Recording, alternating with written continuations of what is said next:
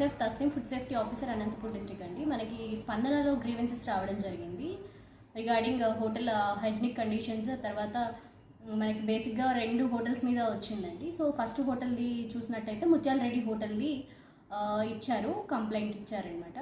So ఆ complaint ఆధారంగా మనం సెప్టెంబర్ 2న ఇన్స్పెక్ట్ చేయడం జరిగింది. సో ముత్యాల రెడ్డి హోటల్ లైసెన్స్ ఎక్స్పైర్ అవ్వడం జరిగింది మే మంత్లో, రెన్యువల్ చేసుకోలేదు. దట్టు ఇంకోటి కిచెన్ ప్రిమిసెస్ మనం వెరిఫై చేసినట్టయితే అక్కడ చేస్తున్న ఫుడ్ హ్యాండ్లర్స్ కూడా ఎటువంటి హెయిర్ నెట్ కానీ గ్లౌజులు కానీ ధరించకపోవడము, ఇంకోటి డస్ట్బిన్స్ కూడా ఓపెన్లో పెట్టేసుకోవడము, రా మెటీరియల్స్వి బిల్స్ డిస్క్లోజ్ చేయకపోవడము, ఇంకోటి ఏంటంటే అక్కడ జరుగుతున్న డర్ట్ వాల్స్ మీద అక్యుములేట్ అయిపోవడం జరిగింది. సో అన్హైజీనిక్ కండిషన్స్ మీద నోటీస్ ఇవ్వడం జరిగింది.